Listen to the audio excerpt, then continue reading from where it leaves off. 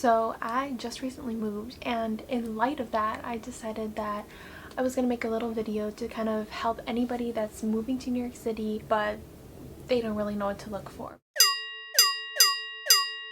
New York City, there are a lot of different apartment styles that you can pick from. Because I've been here, I would say about this is going on 4 years now. I feel like I've been in 3 different apartment styles as well as been in a dorm, and I feel like I have some little tips and tricks to help you guys figure out what is best for you in New York City. So I kind of want to go over the kind of things to look out for. For me, it was kind of like, oh, now that I live here, that's a big no.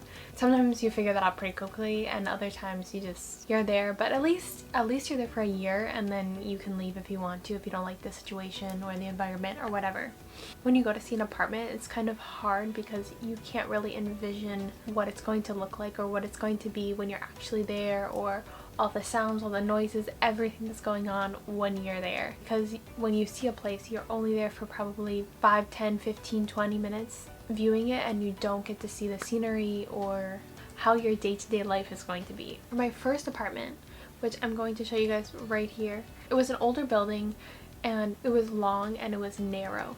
So there were 2 bedrooms on one side and then 1 bedroom on the other, with a bathroom on the other side as well. You can see here that there is 1 room here and then 2 rooms up here, and then there's this long hallway with the living room, which was kind of a hallway, and no sunlight other than the front and the back of the building.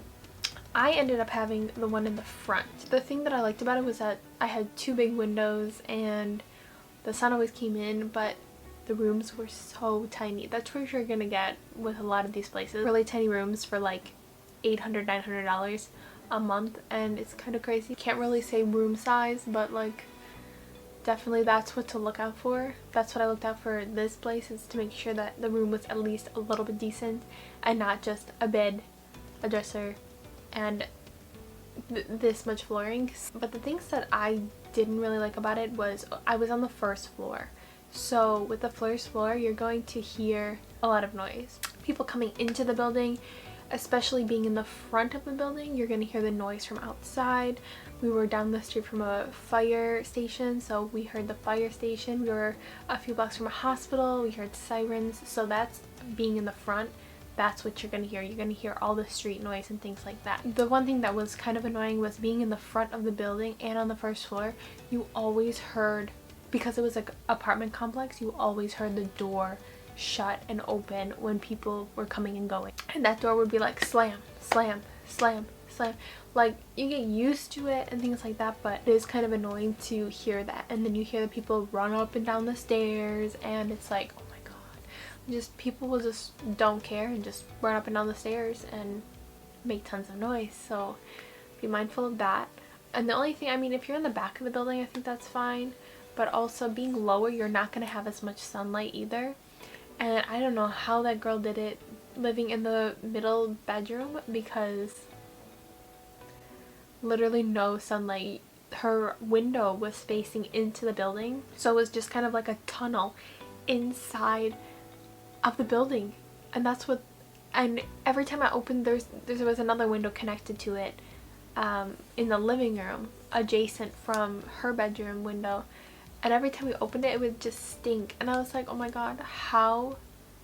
No, can't do that. So I could never, like, if you're gonna be in a middle bedroom, just know you're not gonna get sunlight and you're not gonna get airflow or anything, and it might smell. And also it's super dark in the inside, which wasn't great. And the problem with it being so narrow was that you couldn't really fit much in there. It was like hallway instead of like a living room. Okay, so the next place that I was at, I stayed there for 2 years. I actually really enjoyed that space. The bedroom was huge. I mean, it was a 1 bedroom, but the bedroom and the living room were the same size and opposite of each other. We kind of split the space up, the 2 of us, and we both got basically the same amount of space, and it was huge, which was probably the best thing ever.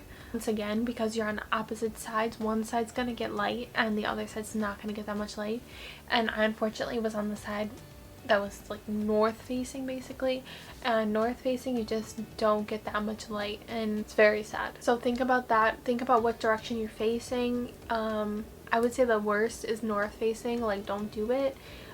You could do other facing ways, that's fine, but just don't do north facing. I love south facing. I could actually be a little tilted differently too, but south facing is the best.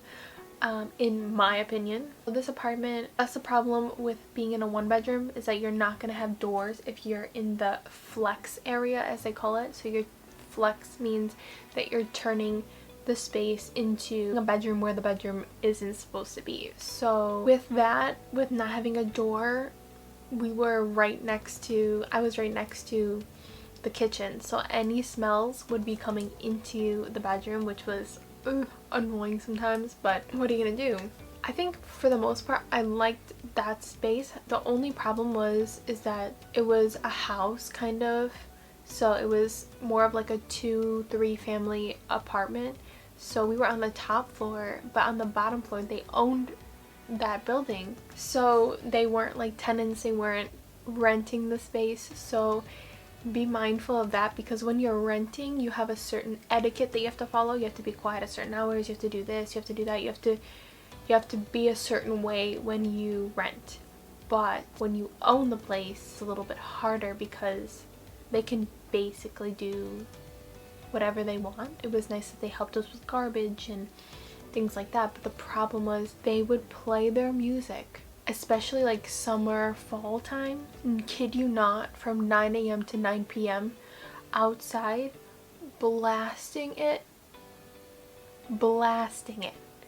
And when you're outside, it goes through windows easily. When they blasted it inside, you could hear it like a little bit. Like that was the good thing about being inside of an older building. The sound didn't transfer as much, which is usually really nice, so think about that as well. But when you're in this kind of building and they're blasting the music outside, we just hear it and hear it and hear it. And basically, I mean, there was really nothing we could do. Also, because people own the buildings around there, they would always be doing construction. Always. Like outside of our window, 8 a.m. on a Saturday or Sunday morning, they would be jackhammering away doing shit. Oh my god, it's so aggravating. Waking up at 7 or 8 in the morning. And then also, like, they would work on the weekends, which was so annoying. And then you'd hear like banging and things all through the whole entire weekend, like next to you and everything. And I'm like, yo, I hate people living next to me. Like, that's so annoying. But otherwise, the space was good and things like that. But just think about neighbors and the etiquette that they have to follow or don't have to follow. And then now this place I'm in, not gonna lie, moving here and coming here has been total hell. So that's great. But this was probably the best space that we found, because almost all the places that we saw, there was no light in the living room. And I needed windows and I needed light. Like, that was my biggest thing of what I needed when I moved. This place, so the bedrooms are decent size. It's not as big as we had before. It's fine. It's a good size. So that's what I was happy with. Also, south facing.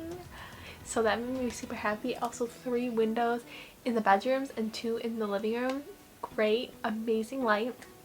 It's definitely smaller, but it's nice to have 2 bedrooms. The problem with moving into a new build, which is what this is. It's a brand new building. We're the first people to live in it, and we only have 2 other neighbors, which are on the first floor, but which they're fine, whatever. But the problem is that everything's a problem. Like, when we first came to look at the space to put down a deposit for the rent and sign the lease, there were things that were not done, and it's like rush to fix things and finish things. We're paying so much money for it, and we didn't see the appliances, and then we get the appliances and we're like, mini appliances? Are you kidding me?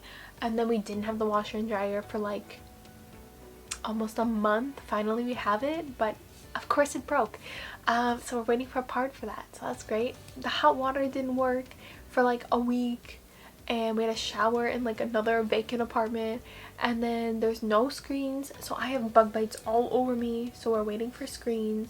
And then when they came to install the Wi-Fi. The outlet for the Wi-Fi wasn't installed properly, so we had to put the Wi-Fi in a closet.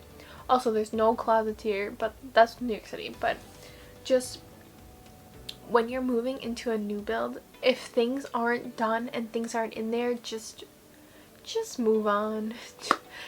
Seriously, like, I've learned, like, if it's a new build, okay, maybe if everything, I go in there, I look at everything, everything's done and this and that, but still, if things aren't done, then be like, okay, I'm not moving in until things are completed, or there's a reduction in the rent. Like, that's it. There's nothing else gonna happen here. Or find a place that's 1, 2, 3 years old, or up to 5 years old, where people have lived in it at least a year, so that you can have some peace of mind that if something did happen, it happened to them already.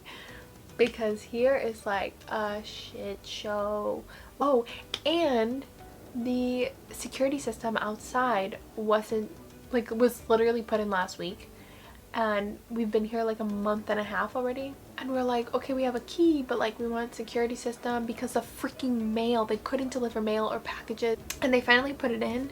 But like I said, they're just doing like last minute things. Definitely have a list of what you want in an apartment, but also there has to be compromise, and also don't compromise on big things. But yeah, we're slowly getting things together, so I hope those little stories of each apartment and things like that will help you to figure out what kind of apartment you're looking for, or just give you tips and tricks on, oh man, I should look out for that. So hopefully you guys enjoyed this video, and I will see you in the next one.